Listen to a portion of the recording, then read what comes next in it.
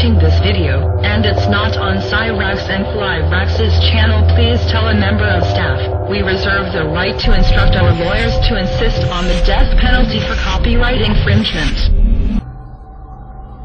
The next step after the Vril flying saucers was the Haunebu series of craft. By 1939 the SS had produced the RFC-5, which it called the Haunebu 1. In August 1939, the machine made its maiden flight, and proved its viability. The early Haunebu 1 craft, of which 2 prototypes were constructed, were 25 meters in diameter, had a crew of 8, and could achieve the incredible initial velocity of 4,800 kilometers, but at low altitude. Further enhancement enabled the machine to reach 17,000 kilometers. Flight endurance was 18 hours. To resist the incredible temperatures of these velocities, a special armor called Victolan was pioneered, specifically for both the Haunebu and Vril series of disc craft.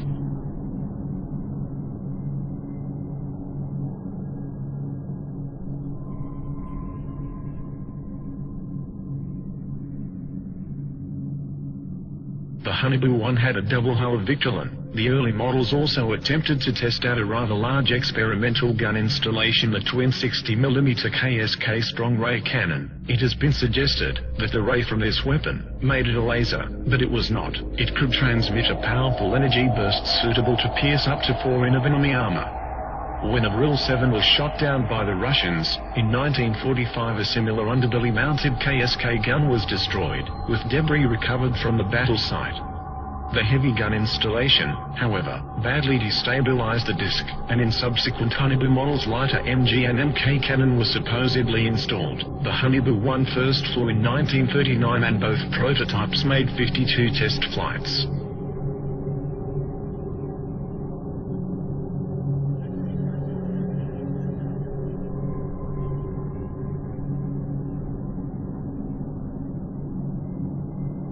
In 1942, the enlarged Haunebu 2, which was 26 meters diameter, was ready for flight testing. This disc had a crew of 9, and could also achieve supersonic flight of 6,000 to 21,000 kilometers with a flight endurance of 55 hours. Both it and the further developed 32-meter diameter Haunebu 2 had heat shielding of 2 hulls of Victolan. The craft were constructed and tested between 1943 to 44.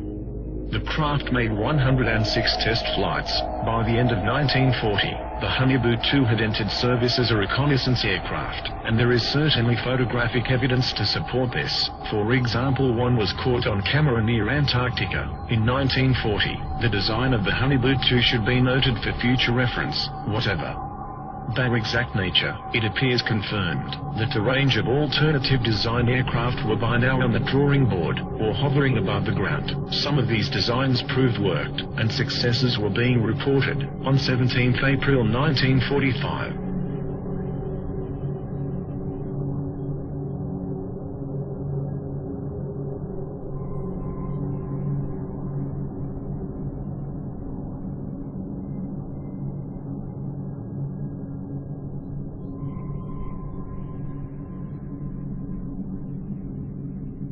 by 1944, the perfected war model, the Haunebu 3, was tested. 2 prototypes were built. These massive machines, several stories tall, were crewed by 20 men. They were also capable of hypersonic speed beyond 21,000 kilometers. The SS had intended further plans for a 120-meter diameter Haunebu 4 were in the works, but no such craft is known to have been constructed before the end of the war. However, these new technologies were coming online too late, for the war was already being lost and won. Within months the Allies and Russians had poured into Central Europe. Hitler was thought dead and the war apparently over, and as soon as the war was over, ghost rockets started appearing over Scandinavia, and within 2 years flying saucers were being reported wholesale over mainland United States. It was no coincidence.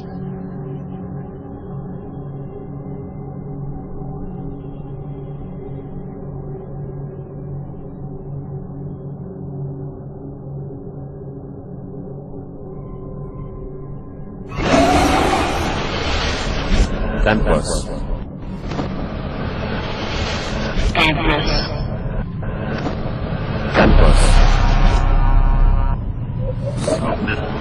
Campus.